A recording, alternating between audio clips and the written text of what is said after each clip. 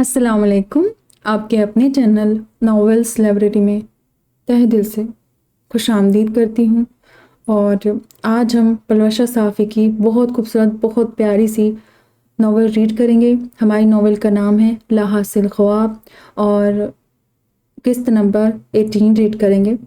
اور آپ لوگ جانتے ہیں کہ ابھی یہ ناول کمپلیٹ نہیں ہوئی، رائٹر خود ابھی لکھ رہے ہیں، اسی لیے میں اس ناول کو پارٹس میں اپلوڈ کر رہی ہوں. جب رائٹر کی یہ پوری کمپلیٹ ہو جائے گی تو اس کے بعد میں یہ پارٹس تو رہے گی، ساتھ میں ایک کمپلیٹ ناول بھی اپلوڈ کروں گی اس کی.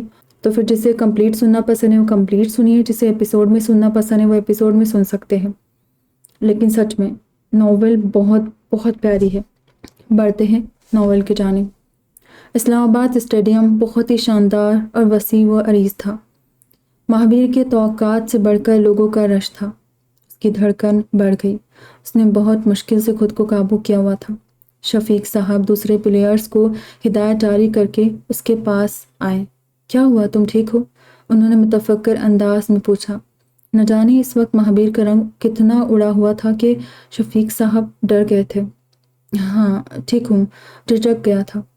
بہادر کاکا نے تسلی دیتے جوس پلایا اور حوصلہ افزائی کرنے لگے. اس سے کام نہ بنا تو زمروش کو کال ملا لی. بہت رش ہے. یہ کمپٹیشن کوئٹہ کے فیسٹیول سے زیادہ بڑا ہے. اس نے ایک چیز کو گہری نظروں سے دیکھتے ہوئے بتایا. تو کیا ہوا؟ آپ بہت اچھے پلیئر ہو. مجھے یقین ہے یہ گیم بھی بہت اچھے سے کر لو گے. آپ بس یہ سوچو کہ میں وہی ہوں آپ کے پاس، اور پھر اللہ تو ساتھ ہے ہی نا.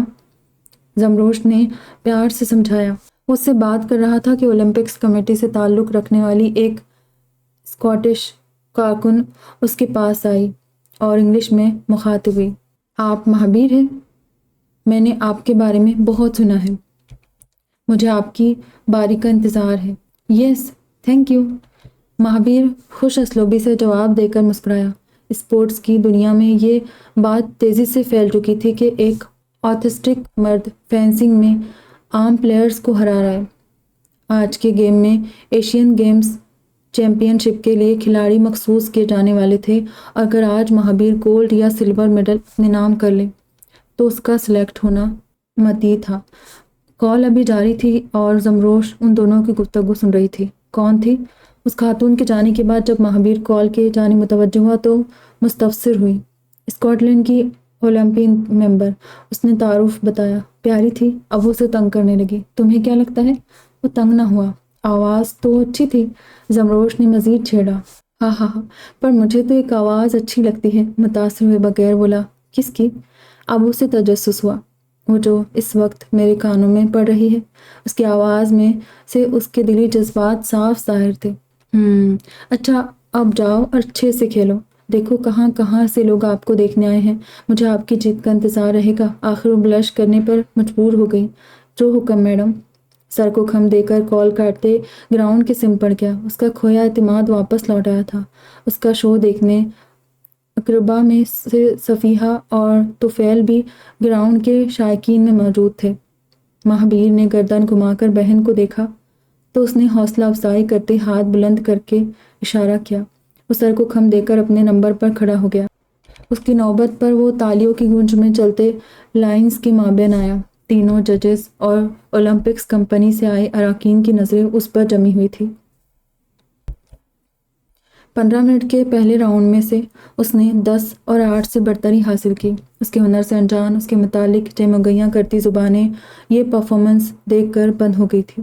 حویلی میں الیکشن کی تیاریاں زور و شور سے جاری تھی. چاہے نواب شاہ میر رئیسانی جیتتے یا نواب یوشیر رئیسانی، کامیابی تو حویلی ہی نے آنے والی تھی. اما بیگم نے پوری حویلی سجا دی تھی اور نوع و اقسام کے پکوان تیار کروائے تھے. آخرکار نتائج کا دن آ گیا. یوشیر رئیسانی کو برتری حاصل تھی. 25 میں سے 19 حلقوں میں وہ جیت چکا تھا. یہ بات اور تھی کہ لوگوں کو زبردستی اسے ووٹ دینے گھروں سے نکال کر لایا گیا تھا، پر اپنی مکاری اور چالاکی سے انتخابات جیت چکا تھا. ہر طرف ڈھول تاشے بجنے لگے. پارٹی والے خوشی سے ناچنے لگے. دوسری طرف مہابیر نے اپنے حسن کارکردگی سے 3 روزہ گیمز کمپٹیشن میں 2 گیمز میں سلور میڈل میں اور 1 گولڈ میڈل جیت کر شاندار کامیابی اپنے نام کی. آغا صاحب کی خوشیوں کا ٹھکانہ نہیں تھا۔ ایک طرف بڑا بیٹا اسپورٹس میں نام کما رہا تھا، دوسری طرف دوسرا بیٹا تخت و تاج اپنے سر کرایا تھا۔ اس جیت کی خوشی میں بڑے جشن کا اعلان کیا گیا۔ انتظار بس مہابیر کے لوٹنے کا تھا، مگر ان کی آنکھوں سے اس خوشی کا پردہ جلد اٹھنے والا تھا۔ اس روز صبح سویرے یوشے رائل گاؤن پہنے سلیپرز میں چلتے ڈائننگ ٹیبل پر آیا، سربراہی سیٹ پر بیٹھا۔ ایک رات میں ہی اس کے شان بان ہی بدل گئے تھے۔ حویلی اب گورنر ہاؤس کے مانند کیمروں اور سیکیورٹی گارڈ سے لبریز ہونے لگی تھی۔ ویسے تو اسے وزیر اعلیٰ ہاؤس میں رہنے کے احکام تھے، مگر اس نے اپنی حویلی کو ہی ترجیح دی۔ اسے دیکھا دیکھی منزہ سلک کی ساڑی میں نقص سے تیار ہو کر دوسری سربراہی سیٹ پر تشریف فرما ہو گئی۔ آغا صاحب اور اماں بیگم جو اسی سمت آ رہے تھے، یہ حرکت دیکھ کر متفکر ہو گئے۔ یوشے بھائی، یہ آغا صاحب کی سیٹ ہے نا؟ زمروش نے مانو یاد دہانی کروائی۔ سوری بھابھی، پر اب میں وزیر اعلیٰ ہوں نا۔ یوشے نے اس کے ہی طرز گفتگو کو کاپی کیا۔ اب سے خزدار اور حویلی دونوں پر میرا راج ہوگا۔ اس نے ٹیک لگاتے ملازم کو ناشتہ سرو کرنے کا اشارہ کیا۔ زمروش نے ابرو ملائی خفگی سے پہلے اس سے دیکھا اور پھر منزہ کے سمت رخ کیا۔ آپ بادشاہت میرے شوہر کی ہے تو حویلی کی ملکہ بھی میں ہوں۔ اس نے شانے اچکائے تھے۔ آغا صاحب نے اپنا سب کچھ آپ کے جیت پر لگا دیا اور آپ ان سے ایسا پیش آ رہے ہیں۔ اس حویلی کے سربراہ آغا صاحب ہے اور وہی رہیں گے۔ چلیے سیٹ خالی کیجیے۔ مزید بے عزتی برداشت نہیں کر پائی۔ آغا صاحب اور اماں بیگم نے ایک دوسرے کو دیکھا تھا۔ میں مہابیر نہیں ہوں جو تمہارے اشارے پر ناچوں گا، مجھ سے مت الجھنا، وہ بلند آواز میں کہتے کھڑا ہو گیا۔ اس کی بلند آواز پر لاؤنج کے سرے پر تعینات گارڈز اندر کو لپکے۔ یوشے نے ہاتھ بلند کر کے انہیں روک لیا تھا۔ یوشے، یہ کیا بدتمیزی ہے؟ اماں بیگم دل شکنی سے گویا ہوئی۔ یہ کس انداز بات کرے ہو یوشے؟ ماں باپ اور بڑی بھابھی سے ایسے پیش آتے ہیں؟ آغا صاحب نے رعبدار آواز میں ٹوکا۔ سمجھا دیجیے اپنی لاڈلی بہو کو، یہاں رہنا ہے تو میرے مرضی سے رہنا ہوگا۔ اب اس حویلی میں وہی ہوگا جو میں چاہوں گا۔ اس نے انگلی دکھاتے دانت پر دانت جمائے آنکھوں میں تیش لائے زور دیا تھا۔ زمروش پیچھے ہو گئی۔ آغا صاحب نے اس کے کندھے پر ہاتھ رکھ کر پلکیں جھپکائے۔ گارڈز اور سیکیورٹی کی موجودگی میں معاملہ رفع دفع کرنے وہ از خود آگے آ کر دوسری سیٹ پر بیٹھ گئے۔ ان کی پیروی کرتے اماں بیگم گمسم ہوتی ساتھ بیٹھ گئی اور بغل میں زمروش نے دل گرفتگی سے نشست سنبھالی۔ بقیہ وقت خاموشی سے گزرا۔ آغا صاحب انجان تھے۔ چیمپئن شپ گیمز ختم ہونے کے بعد وہ پوری ٹیم اپنی کامیابی کا جشن منانے اسلام آباد سے مری کے لیے نکل گئے۔ مری کے سر و سبز و شاداب مناظر دیکھ کر مہابیر کو زمروش کی بے حد یاد آئی تھی۔ اس نے دل میں سوچ لیا تھا کہ وہ اگلی دفعہ اسے یہاں ضرور لائے گا۔ ہوٹل واپس پہنچ کر اس نے سب سے پہلے اسے کال ملائی۔ وہیں زمروش کھڑکی کے پاس راکنگ چیئر پر بیٹھی افق میں دیکھ رہی تھی۔ اس کے دل سے یوشے کی باتیں نکل ہی نہیں رہی تھی۔ ساتھ ساتھ وہ آغا صاحب اور اماں بیگم کے لیے پریشان ہو رہی تھی۔ ابھی وہ ان سوچوں میں گم تھی جب موبائل بجنے پر چونک کر سیدھا ہوئی۔ اس نے لپک کر سائڈ ٹیبل پر پڑا موبائل اٹھا کر کال موصول کی تھی۔ You can't blue summer, green پہاڑ، ان کے درمیان شہر، بہت خوبصورت ویو ہے۔ ابتدائی حال احوال کے بعد وہ اپنے ٹرپ کی روداد سنانے لگا۔ زمروش اس کی خوشی کے لیے ہاں، واو جیسے لفظی جواب دیتے اس کی گفتگو سنتی رہی۔ ایک پل کو مہابیر رکا۔ شاید اس نے زمروش کی خاموشی محسوس کر لی تھی۔ زمر، تمہاری طبیعت تو ٹھیک ہے؟ اس نے مشکوک ہوتے پوچھا۔ ہاں بالکل ٹھیک ہے، وہ ہڑبڑا گئی۔ آواز بدلی لگ رہی ہے، وہاں سب ٹھیک ہے نا؟ دوسرے سوال پر وہ زیادہ متفکر ہوئی۔ ہاں، بس آپ کو مس کر رہی ہوں، شاید اس لیے آپ کو ایسا لگ رہا ہوگا۔ اس نے فی الحال اسے پریشان کرنا مناسب نہ سمجھا۔ مس تو میں بھی بہت کر رہا ہوں، بس 2 دن اور پھر آ جاؤں گا۔ اس کی بات سے یہی کیفیت مان کر اسے تسلی دینے لگا۔ زمروش لب بھیجے اس کی خاطر اپنی آواز بہتر کر کے ٹرپ کے متعلق سوالات پوچھنے لگی۔ دماغ میں یوشے کی باتیں گھوم رہی تھی اور دل میں مہابیر کی فکر تھی۔ جبکہ اسے یہ سب پتہ چلے گا تو وہ کیسا برتاؤ کرے گا۔ اگلی صبح اس کی آنکھ کاریگروں کے شور سے کھلی۔ گڑبڑا کر اٹھی اور کھڑکی کا پردہ پرے کر کے نیچے دیکھا۔ یوشے اپنے سیکیورٹی اور گارڈز کے ساتھ کھڑا لان کے دائیں کونے میں بنا استبل توڑوا رہا تھا۔ کالا سفید خاکی اور براؤن گھوڑے ننھناتے ہوئے افسردگی سے سر یہاں وہاں مار رہے تھے۔ 4 سے 6 مزدور انہیں قابو کرنے کی کوشش میں مصروف تھے۔ زمروش کی سانس بند ہونے لگی، اس کی آنکھیں بڑی ہو گئی۔ نفی میں سلاتے اپنی چادر لپک کر لیتی کمرے سے باہر کو بھاگی۔ یہ کیا کر رہے ہیں آپ؟ دور سے صدا دیتی لان میں نکل آئی۔ اس کی صدا پر یوشے اور کیہان نے اسے اس سمت آتے دیکھا۔ وزیر اعلیٰ صاحب گھوڑے ہٹوا رہے بی بی۔ مینیجر نے ہاتھ پھیلا کر اسے مزید آگے جانے سے روکا۔ پلیز ایسا مت کرے یوشے بھائی، یہ گھوڑے مہابیر کی جان ہے، انہیں بہت دکھ ہوگا۔ زمروش نے وہی کھڑے منت کی، اسی لیے تو ہٹوا رہا ہوں، یوشے نے دل میں سوچا تھا۔ یہ لوگ کہاں لے کر جا رہے گھوڑے؟ اس نے یوشے کی خاموشی پر دوسرا سوال پوچھا۔ 1 ارب انویسٹر کو بھیج دیے ہیں، وہ اپنے ساتھ عرب امارات لے کر جائے گا۔ اب کی بار کیہان نے گردن گھما کر تفصیل بتائی۔ یوشے کاریگروں کو اس جگہ کچھ اینٹک بنانے کا مشورہ دے رہا تھا۔ یہ مہابیر کے گھوڑے ہیں۔ اس کا دل دہل سا گیا۔ گھوڑے ساکت ہو گئے تھے۔ انہیں محسوس ہو چکا تھا کہ زمروش ان کے دفاع میں بولنے آئی ہیں، پر اس حالیہ دور کے فرعون کے دل میں ذرا رحم نہ آیا۔ اسی لیے تو ان کی اچھی قیمت مل رہی ہے بھابھی۔ مہابیر بھائی تو اب ورلڈ چیمپئن بن گیا ہے، اسے ان گھوڑوں کی کیا ضرورت؟ بیکار حویلی کا ماحول خراب ہو رہا ہے۔ یوشے ایک ایک قدم اٹھاتے اس کے روبرو آئے۔ پلیز، مہابیر کو یہ جان سے پیارے ہے۔ وہ آبدیدہ ہو گئی۔ یوشے نے ترچھی مسکراہٹ سجائے اسے دیکھا اور مڑ کر مزدوروں کو گھوڑے لے جانے کا حکم دیا۔ یوشے رک جاؤ، آغا صاحب، آغا صاحب۔ وہ اس کی بات سن کر بھی انسنی کر گیا تو شامیر صاحب کو پکارنے لگی۔ آغا صاحب نے زمروش کی دل خراش صدا سن کر فوراً باہر آ گئے تھے۔ اس نے بھاگ کر انہیں ساری رودات سنائی۔ یوشے، کیا ہو گیا آپ کو؟ اس قدر بے حسی کہاں سے آ گئی ہے؟ حویلی کو اپنا آفس بنانے چلے ہو؟ یہاں آپ کے گھر والے رہتے ہیں۔ آغا صاحب نے واقعی حیران تھے۔ آغا صاحب، اب شاہی نہیں رائل لائف کا وقت ہے۔ یہ حویلی اب رائل پیلس بنے گا۔ اس کے لیے میں نے فرانس کے رائل پیلس سے نقشہ منگوایا ہے۔ آپ دیکھنا، اس جگہ کے آرکیٹیکچر کو دیکھنے ہزاروں سیاح آیا کریں گے۔ یوشے ہاتھوں کو ہوا میں بلند کر کے حویلی کا نیا نقشہ بیان کرنے لگا۔ اگر یہاں سیاح آئیں گے تو ہمیں پھر نکل جانا چاہیے۔ پھر آغا صاحب کو طیش آنے لگا تھا۔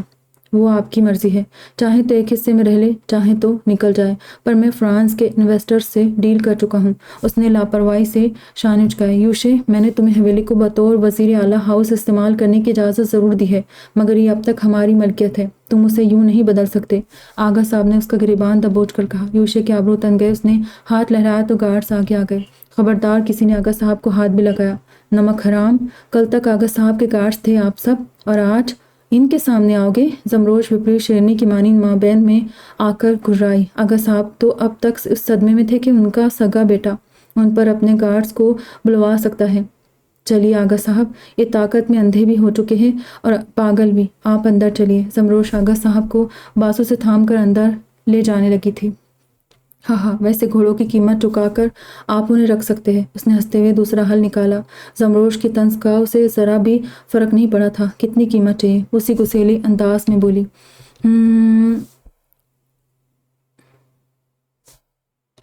سبھی کی کوٹی متبادل ہو سکتی۔ اس نے سوچنے کی اداکاری کرتی آنکھیں چھوٹی کر کے تھوڑی اوپر کو اٹھائی۔ ہرگز نہیں، وہ کوٹی ہم نے مہابیر کو دی ہے۔ آغا صاحب جاتے جاتے چلا اٹھے۔ ٹھیک ہے، میں پیپرز لاتی ہوں، آپ گھوڑوں کو نہیں بیچیں گے؟ اس نے گھورا۔ آئی پرومس بھابھی جی۔ یوشے شریر انداز مسکرایا۔ زمروش، کیا کر رہی ہو؟ آغا صاحب اس کے فیصلے پر افسردہ ہوئے۔ آغا صاحب، یہ گھوڑے مہابیر کے لیے بہت عزیز ہے، خود کا کھانا بھول سکتے ہیں پر انہیں وقت دینا نہیں، چیزوں سے زیادہ جانداروں کی اہمیت ہے انہیں۔ کوٹی واپس لے سکتے ہیں، یہ آج چلے گئے تو کبھی نہیں لا سکیں گے۔ اس نے پرنم آنکھوں سے انہیں دیکھا۔ دونوں شکستہ قدموں سے اندر چلے گئے۔ آغا صاحب اپنی اسٹڈی میں آ کر زمروش کوٹی کے پیپرز لینے اپنے بیڈ روم کے سمت بڑھ گئی۔ اسٹڈی روم میں شکور سر جھکائے کھڑا ان کا منتظر تھا۔ آغا صاحب ایک نظر اسے دیکھ کر راکنگ چیئر پر ڈھہ گئے۔ سمجھ نہیں آ رہا یوشے کو اتنی پاور کہاں سے مل گئی۔ ابھی اسے وزیر اعلیٰ بنے 1 ہی ہفتہ ہوا ہے، اسے تو اب تک سیاست کا سین تک نہیں آتا۔ پھر وہ کہتے کہتے رک گئے۔ آبرو ملی ہوئی تھی، نظریں خلا میں سوچوں میں ڈوبی ہوئی تھی۔ پھر وہ میرے سامنے اتنا تن کر بات کرنے کی ضرورت کہاں سے لایا؟ کچھ لمحے سوچنے کے بعد انہوں نے اپنا فکرہ مکمل کیا۔ شکور آبدیدہ ہوتے ان کے قدموں میں گر گیا۔ آغا صاحب ہڑبڑا کر سیدھا ہوئے اور اپنے پیروں پر لپٹے شکور کو اٹھانے لگے۔ شکور، کیا کر رہے ہو؟ انہوں نے اس کا سر اٹھا کر اس کے پرنم آنکھیں دیکھی تو ٹھٹک گئے۔ مجھے معاف کر دیں نواب صاحب، میں آپ کا گنہگار ہوں۔ مجھے یوشے نے ڈرا دیا تھا، مجھے دھمکا کر خاموش کروایا تھا۔ میں گھر بار کے خوف سے مجبور ہو گیا تھا۔ روتے روتے اعتراف کرنے لگا۔ کس چیز کا خوف؟ سیدھے سیدھے بتاؤ، کیا بات ہے؟ آغا صاحب حیران ہوئے۔ یوشے نے سرفراز صاحب کے ساتھ مل کر آپ کو جیل بھجوایا تھا اور وہ زمینیں عوام کو لوٹانے کے بجائے اپنے اور کیہان کے نام کرا دی۔ اس کام میں بھی سرفراز صاحب ان کے شریک تھے۔ وہ ایک کر کے اعتراف کرنے لگا۔ آغا صاحب اپنی سیٹ سے اٹھتے چلے گئے۔ انہیں اپنے کانوں سنے پر یقین نہیں آ رہا تھا۔ پھر انہیں مار کر خود وزیر اعلیٰ بن گیا۔ نواب صاحب، یوشے اور کیہان آپ کے ساتھ بہت بڑی سازش کر رہے ہیں۔ اس نے اٹھ کر انہیں جھنجھوڑا تھا۔ آغا صاحب جھٹکا کھا کر ہوش میں آئے۔ اگر سرفراز ان سے ملا ہوا تھا تو پھر اسے کیوں مار دیا؟ وہ سمجھنے کی کوشش میں جٹے رہے۔ شاید آپ کے رہا ہونے کے بعد ان کے بیچ کوئی انبن ہوئی ہوگی۔ شکور نے تبصرہ کیا، جب تمہیں اتنا سب پتا تھا تو مجھے پہلے کیوں نہیں بتایا؟ میں اسے وزیر اعلیٰ نہیں بننے دیتا۔ شکور کا گریبان دبوچ کر گلا مند ہوئے۔ میں غریب آدمی ہوں آغا صاحب، یوشے نے مجھے ڈرا دیا تھا کہ اگر میں نے آپ کو کچھ بھی بتایا تو مجھے اور میرے گھر والوں کو مار دے گا۔ میں اپنے بچوں کی خاطر چپ رہا، پر آج آپ کی حالت دیکھ کر مزید خاموش نہ رہ سکا۔ مجھے معاف کر دیجیے نواب صاحب۔ وہ پھر سے ان کے قدموں میں گر پڑا۔ شکور، تم نہیں جانتے سچائی چھپا کر تم نے کیا کر دیا ہے۔ لالچی انسان جب اقتدار میں آتا ہے تو وحشی بن جاتا ہے۔ اب یوشے خزدار کی نسلیں تباہ کر دے گا۔ میں کیا کروں، کیسے روکوں اسے؟ آغا صاحب نے اپنی پیشانی پکڑ لی تھی۔ آپ جو سزا دینا چاہیں مجھے منظور ہے نواب صاحب، میں پولیس میں جا کر اعتراف کروں گا۔ شکور اپنے کیے پر پچھتا رہا تھا۔ نہیں، اب ایسا ہرگز مت کرنا۔ اب حکومت یوشے کی ہے، اب کوئی اس کے خلاف نہیں جائے گا۔ میں شہر جا کر صوبائی اسمبلی سے اس کی گرفتاری کی درخواست کروں گا، پر تب تک تم اپنی فیملی کے ساتھ انڈر گراؤنڈ ہو جاؤ۔ آغا صاحب نے اسے روکا اور خود یوشے کی مظالم کو روکنے کی ترکیب سوچنے لگے۔ زندگی میں کچھ فیصلے نہ چاہتے بھی کرنے پڑتے ہیں، سمجھ ہی نہیں آتا کب کیسے مسئلے کا حصہ بن جاتے ہیں۔ پھر چاہے قدم آگے رکھے یا پیچھے، دونوں صورتوں میں مصائب کا جال کھینچا چلا جاتا ہے۔ آغا صاحب اولاد کا سوچے یا خزدار کے لوگوں کا فیصلہ کرنا مشکل تھا، مگر وہ یہ جانتے تھے کہ یوشے ایسے کھائی میں گر چکا ہے جہاں سے اگر وقت رہتے اسے نہ نکالا تو ڈوبنے میں کوئی شک نہیں ہے۔ دن ڈھل کر رات میں بدل گیا تھا۔ ڈنر کے بعد زمروش کو بس آج کی رات گزرنے کا شدت سے انتظار تھا۔ کل کا سورج اس کے مہابیر کو واپس لانے والا تھا اور اسے مزید انتظار نہیں ہو رہا تھا۔ دوسری طرف یوشے روم میں آیا تو وہ ڈریسنگ ٹیبل کے سامنے بیٹھی بالوں برش پھر رہی تھی۔ یوشے اس کے پیچھے آئینے میں کامیابی کی ترچھی مسکان لیے منزہ کے سامنے ایک فائل لہرائی۔ منزہ کو آئینے میں اس فائل کو دیکھتے ہوئے کچھ بوسیدہ سا یاد آیا۔ سبھی کی کوٹھی؟ اس نے فائل کی سمت اشارہ کرتے ابرو اٹھائے۔ منزہ کی آنکھوں میں چمک بڑھ گئی، خوشی سے چہکتے اچھل کر کھڑی ہوئی اور اس کے سینے سے جا لگی۔ اوہ یوشے، آئی لو یو۔ اس کی باہوں میں سمائے وہ محبت کا اعتراف کرنے لگی۔ اب تو مانتی ہو نا مجھے؟ اس نے ایک ابرو اٹھا کر تائید چاہی۔ تم بیسٹ شوہر ہو۔ منزہ پورا مسکرا کر سرس بات میں ہلا گئی۔ اس سے الگ ہو کر یوشے نے فائل اپنے لاکر میں رکھی۔ یوشے، کیسی لگ رہی ہوں؟ اس نے ایک قدم پیچھے ہو کر اپنا نائٹ گاؤن اتارا جس کے نیچے اس نے ڈیپ بیک لیس ویسٹرن میکسی پہنی ہوئی تھی۔ یوشے اس کے دل لبھانے والے انداز کو سر تا پیر تک دیکھتے آنکھوں میں خمار بھرتا قریب آیا۔ تم مجھے ہر وقت اچھی لگتی ہو۔ اس نے منزہ کو کھینچ کر خود سے لگایا۔ اور اس ڈریس میں تو قیامت لگ رہی ہو۔ اس کی تعریف کرتا اپنا ہاتھ اس کے برہنہ کمر پر پھیرا۔ منزہ کسمسا سی گئی، بدن میں ایک ٹھنڈی لہر دوڑ گئی تھی۔ دونوں کی مابین نزدیکی مزید بڑھ گئی۔ ان کے برعکس کیہان اور حمدہ میں تناؤ کا سما تھا۔ حمدہ بیٹے کو سلا کر اٹھی اور اپنے بستر پر لیٹ گئی۔ ارے شوہر کو بھی آپ کے وقت کی ضرورت۔ کیہان اس کے یوں جانے پر مصنوعی خفا ہوا تھا۔ حمدہ خاموش رہی تو کیہان نے اپنی جانب سے قریب ہونے کی کوشش کی، مگر حمدہ نے کندھا اچکا کر اسے پرے کیا۔ وزیر اعلیٰ یوشے بنا، 2-3 کھنڈرات دے کر باقی زمینوں پر خود قبضہ کر لیا۔ سبھی کی کوٹھی بھی واپس لے کر بیوی کو دے دی۔ اب حویلی بھی اپنے نام کرنے کے چکر میں ہے۔ آپ بس اس کے نوکر بن کر رہ گئے ہیں۔ وہ منہ بسوڑتے رخ پھیر گئی۔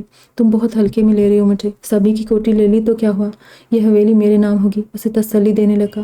حمدہ نے ناک بسورا جسے اس کی بات پر یقین نہ ہو۔ فکر مت کرو، تمہیں اور اپنے بیٹے کے کو شہزادوں کی زندگی دوں گا۔ اس کے گرد بازو حائل کر گیا۔ اب کی بار حمدہ نے جھٹکا نہیں تھا، پر ناراضگی اب بھی برقرار تھی۔ رات کے 2 بجے خاموشی کا راج تھا۔ تاریکی بھی اپنے عروج پر تھی۔ ہر زینب نیند کی وادیوں میں کھویا تھا، مگر 2 آنکھیں تھیں جن میں نیند کے اثار دور دور تک نہ تھے۔ کہتے ہیں جب گناہوں کا بوجھ بڑھ جائے تو نیند اڑ جاتی ہے۔ اس وقت نواب شامل رئیسانی خود کو اسی مقام پر محسوس کر رہے تھے۔ وہ بیٹھ کے ایک سائڈ نیم دراز بیٹھے سینے پر ہاتھ باندھے تاریکی میں گم تھے۔ نہ آنکھوں میں نیند تھی، نہ دل میں سکون۔ کہاں کمی رہ گئی؟ کیسے یوشے اور کیہان کی صحیح تربیت نہیں کر پایا؟ انہوں نے سوچا تھا۔ بے اختیار گردن گھوم کر بیٹھ کے دوسرے حصے پر سوئی دیبا بیگم پر گئی۔ وہ ہمیشہ ان کو روکتی تھی، برائی سے منع کرتی، مہابیر کو غلط راہ پر استعمال کرنے پر خفا ہوتی۔ ہر وقت یہی کہتی تھی کہ ان کے برے اعمال ایک دن پلٹ کر ان کو ہی ڈبا دیں گے۔ کیا وہ یہ دن تھے؟ کیا ان کی شکست ان کے اپنے بیٹوں کے ہاتھ ہونی تھی؟